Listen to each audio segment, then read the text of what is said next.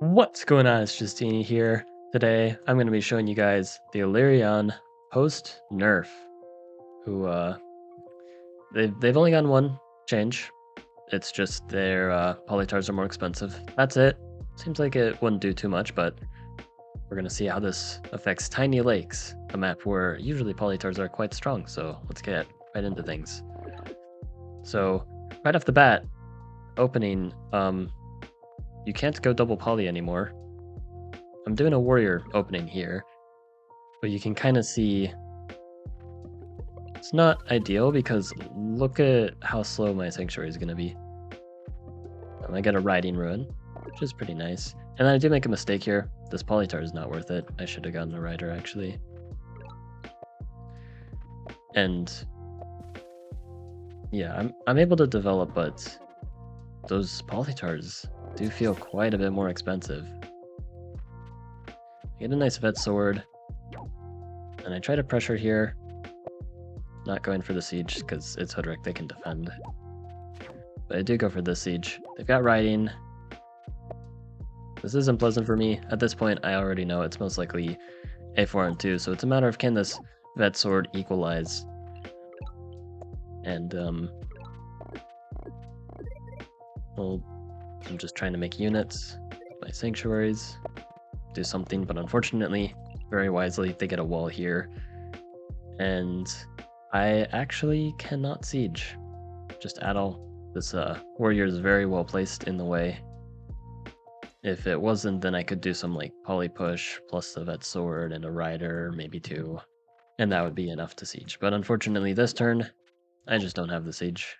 I get a kill with the rider to bet a sign. I mean, they both have 1 out of 3, but I can get them to vets. They're not in any danger. And then once again, I still cannot siege. I do this with a vet sword, which is a mistake. It's just running straight into their archers. But honestly, at this point, I don't really have much to play for anyway. I'm kind of just losing the game.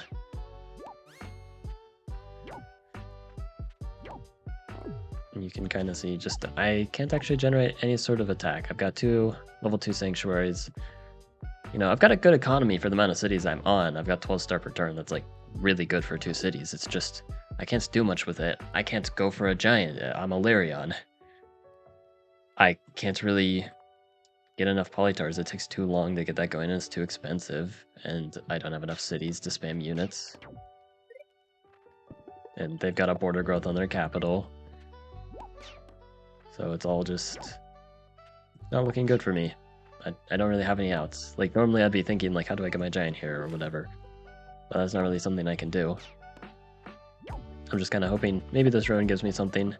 One thing that is still really nice about Elyrion, especially on these tiny maps, is being able to see where all the ruins are. They can help you tell where everything is, not just the ruins, but also the villages, if you're very smart about using that information. I have the get to power though, but unfortunately, again, like a normal giant would just put it down like here or here, get a giant on their capital, and then actually try to hold on, but there's no holding on here. Giant is getting rotated straight in. I get a math rune, which does nothing here. And yeah, so seems pretty underwhelming, but let's go ahead and cut to another game. Alright, so this time, first off, using that ruin knowledge, and actually a few things here, we can tell that they most likely don't have a lighthouse spawn. If they did and they spawned right here, I'd probably see their terrain. So we can actually tell they spawned right here. They could not have spawned in the other possible location, which is, I believe, right here, because there's a ruins here. So they can't be there. And these 2 ruins really, like on the edge of the map like this, it would make sense for them to be right here, because these ruins are the minimum distance they can possibly be from that capital. So you can deduct a lot, but then you see here, I don't even train a warrior, just a single polytar opening. This is something you would never, ever see. But a 3-star polytar kind of makes it necessary. But you can see a pretty big difference from this spawn to last spawn. Last spawn I had like only a couple 4s to work with total, and now this one I've got an easy level 4 sank here. You can see that, beautiful.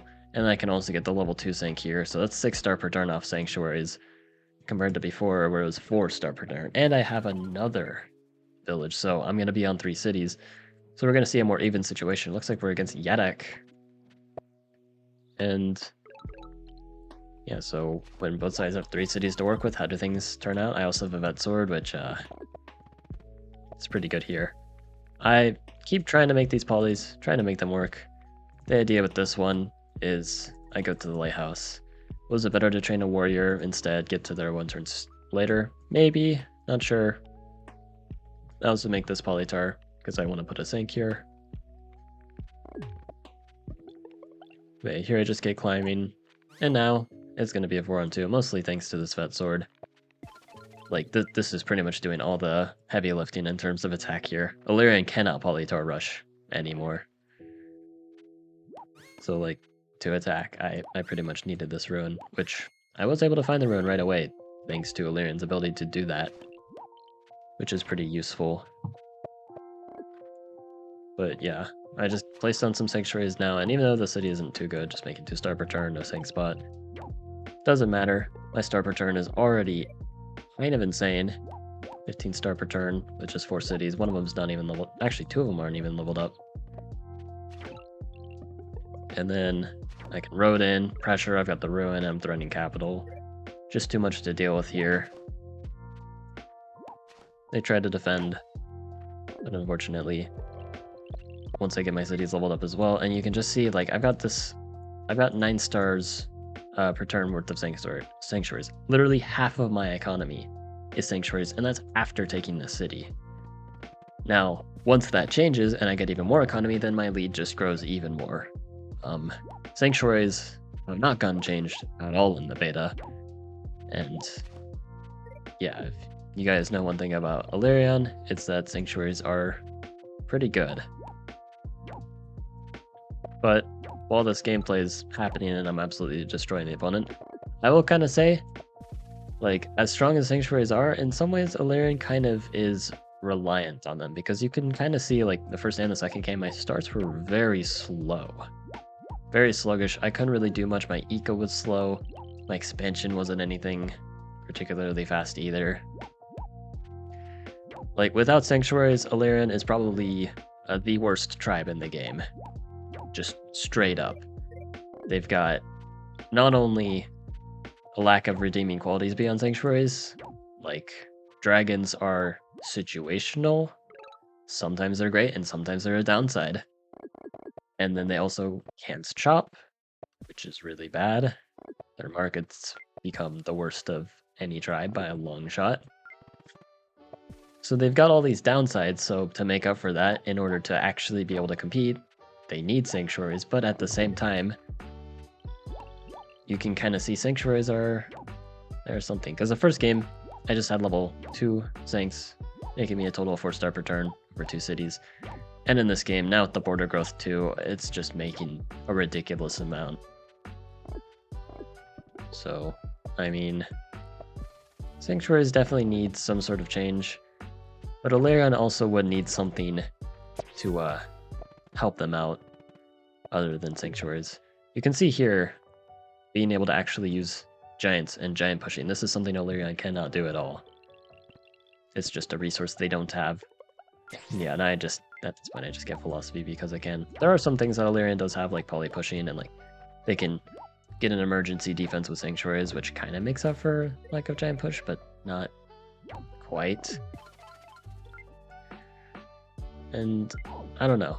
We'll go to the next game, and I guess I'll talk more about Elyrion there. Alright, so once again, now we can actually see their terrain, and we can see they have a lighthouse, kind of confirming they do have a lighthouse spawn. Really nice to see these ruins. You know, that is a nice upside. I don't think it totally makes Elyrion single-handedly viable to see ruins, but it is nice. They're getting this village though, unsurprisingly. I get the forestry recap. The median stars are super helpful here. And we can kind of see this game. I've got this really nice sank spot, and I've got this really kind of bad sank spot. I don't even use it for sanctuary. I don't even think it's worth it. And yeah, this level 4 sanctuary, you're just gonna see, this is all I need to just get crazy amounts of value. I get a star ruin too, why not? It actually helps me develop at quite a fast rate. Now with 9 star per turn on turn 5, very imbalanced. And this, again, the thing about Elyrion, and the sanctuary is not even maxed out. Like, if this sanctuary max level is like 3 or something, it would probably be fine. But then the issue would therein be like, Elyrion kind of needs something to make up for it. Maybe a simple band-aid solution would just be give them some extra starting stars. Look at that nice poly push there. Nice tactic to help defend this village. So then now I'm on 3 cities to their 3. I do like those tactical things that Elyrion has. It's very fun. But once I get this city, pretty much just winning at this point, because the sanctuary is just too much here. And yeah, I'm just making some polytaurs as well, why not? Here, I forget to get climbing because I'm stupid, but it doesn't matter. And yeah, things happen. Another nice poly push to get the siege in. Going over here for some more pressure. And just this one sanctuary, I'm even making polytaurs, so it's not even like maxing out at value. But they're pretty darn effective. But at the same time, if I didn't have the sanctuary at all, I would probably just be pretty screwed. I mean, I did have a resource rune to help me, but that only does so much. Eventually, the riders would kind of grind me down. But it's kind of an interesting conundrum when it comes to balance. Like, sanctuaries are definitely questionable, because you can either have sanctuaries like the first game, or my sanctuaries are kind of bad, or you just have a good sanctuary and you just run away with the game. So I think the main issue is that if Elyrion doesn't get good sanctuaries, they effectively lose the game, and the balance patch kind of makes that only more true, if anything, because the general power level, the expectations of power has only gone up. So if you're not getting that sanctuary value, you're just not able to compete anymore. So Elyrion needs something. I think just the extra starting stars would be a nice way, so then they can pivot into something else, or maybe you even just decide, what if we lean into the sanctuaries more? What if we, I don't know, made it so then they have like a max level of 2, but they costed 3 stars? That could be something interesting. Make it so sanctuaries are really part of Elyrion's gameplay, but they're toned down a lot to make them a bit more fair. But now you can also, man, this is quite a conversion here. I just kind of throw all my units up because I know that they just can't kill them all. And yeah, I even put my egg here. They can't do anything about it. And again, just look at my economy, 21 star per turn, because like as soon as I'm developed and I have the sanctuary, it's just too much. It's just too much here. So, I mean, I feel like there's not too much to go over with these games because, well, that's just kind of how Elyrion is right now. They're a pretty predictable tribe. It's a very flowchart-esque. You either get good sanctuary, GGA win, or don't get good sanctuary, GGA lose. They can kind of get around it on like continents, but again, they've got terrible markets, so I think markets still can beat sanctuaries, which markets are their own problem, even in the beta where they're nerfed. So I'm really curious if Vigil 1 is going to do anything about it, or maybe if it'll be addressed in some later rework, because I think Elyrion has a lot of potential to be a fun tribe. There's a reason why like so many players love playing this tribe, because it does offer a lot of unique things, like the struggle with trying to get enough population, but having sanctuaries to at least keep you afloat, forcing some really different decisions, the fact that you have really, really difficult access, like you have next to no access to super units and they take time to even be useful, means you kind of just have to play like the vast majority of the game without them. And I think it's pretty interesting. I really like a lot of the things that Elyrion does, but sanctuaries just don't sit right with me, you know? Like, in some ways I like them. You know, they cover Elyrion's weaknesses, but in some ways they can kind of overshadow Elyrion a lot, and I think the big thing is just sometimes a sanctuary is really good and it wins the game, and then sometimes it's just not good enough, and because Elyrion needs those sanctuaries so much, then it just kind of loses the game. Yeah, I feel like this video is kind of shorter than normal. I guess that's fine. I'm curious what your takes are on this. You can drop them in the comments below or whatever. Hope you guys enjoyed. Like and sub, and have a good one.